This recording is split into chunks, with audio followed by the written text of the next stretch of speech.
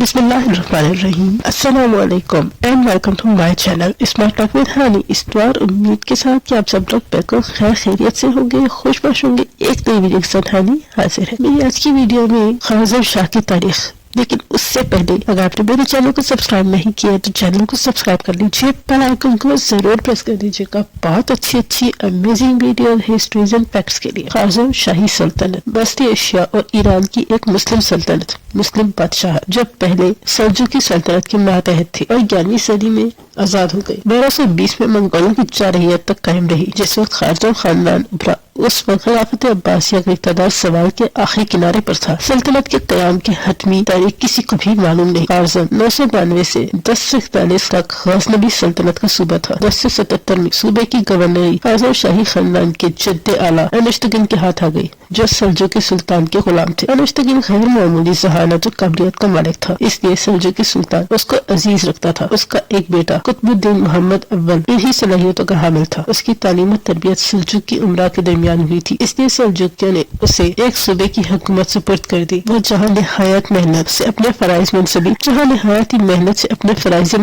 अंजाम देता था। अनश्तगिन की वफात के बाद मोहम्मद को उसकी काबिलियत की बुनियाद पर बाप की जगह दे दी गई, जिसने अपनी कारकर्दगी और वफादारी से सुल्तान संजर के मजाज में बड़ा रसूख हासिल किया। मोहम्मद की वफात के बाद इस्तंसर बिन मोहम्मद उसका जानशीन बना, जिसने सूबे ख्वाज़म में हुकूमत की बुनियाद रखी। इस्तंसर का लक़ब ख्वाज़म था, जिसकी बुनियाद पर ख्वाज़म शाही सल्तनत कहलाती थी। ख्वाज़म शाह ने अपने बाप की जगह लेकर कई दफा सिपह सालारी के फराइज़ से अंजाम दी। इसकी काबिलियत से सुल्तान संजर सल्जुकी इतना मुतासिर थे कि उसे हर वक्त अपने पास रखता था और सिपह सालार आज़म बनाया और उसका शुमार अहम दरबारियों में होता था। उससे कई हासिल पैदा हो गए और उन्होंने सुल्तान संजर से उसके ताल्लुकात कशीदा कर दिए, जिस पर ख्वाज़म शाह ने अपनी खुद मुख्तारी और खुद मुख्तार हुकूमत का ऐलान कर दिया। इन इख्तलाफात की वजह से सुल्तान संजर और ख्वाज़म शाह के दरमियान जंग हुई, जिसमें ख्वाज़म शाह को शिकस्त हो गई और उसका बेटा और कई दीगर लोग मारे गए। सुल्तान संजर ने ख्वाज़म पर कब्जा कर लिया और गयासुद्दीन गौरी के सुपुर्द कर दिया, लेकिन गयासुद्दीन गौरी अहले ख्वाज़म को खुश न रख सका। उन्होंने ख्वाज़म शाह को वापस बुलाकर शहर उसके हवाले कर दिया। इस तरह इस्तंसर और ख्वाज़म शाह ख्वाज़म का मुस्तकिल हुक्मरान बन गया। मुस्तकिल हुकूमत हासिल करने के बाद उसने बादशाह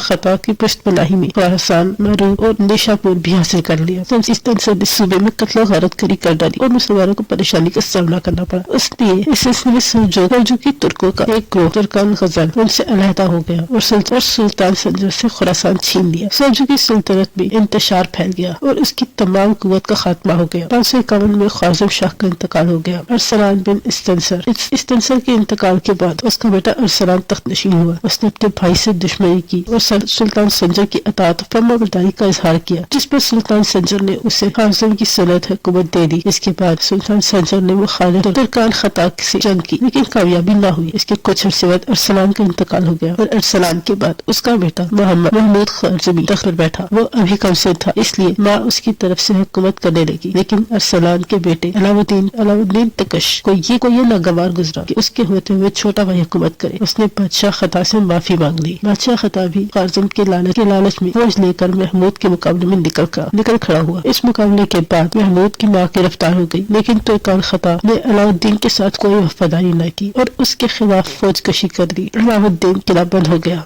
और बादशाह खता को नुकसान उठाना पड़ा। 582 में अलाउद्दीन ने निशापुर पर फौज कशी की और अहले निशापुर ने मुदाफ़अत की, जिस पर अलाउद्दीन का मुहासरा नाकाम हो गया और वह ख़ाज़म वापस आ गया। लेकिन 583 में अलाउद्दीन ने निशापुर पर कब्जा कर लिया। इसके बाद अलाउद्दीन का अपने भाई सुल्तान शाह से झगड़ा हो गया, जो इक़्तिदार के लिए था।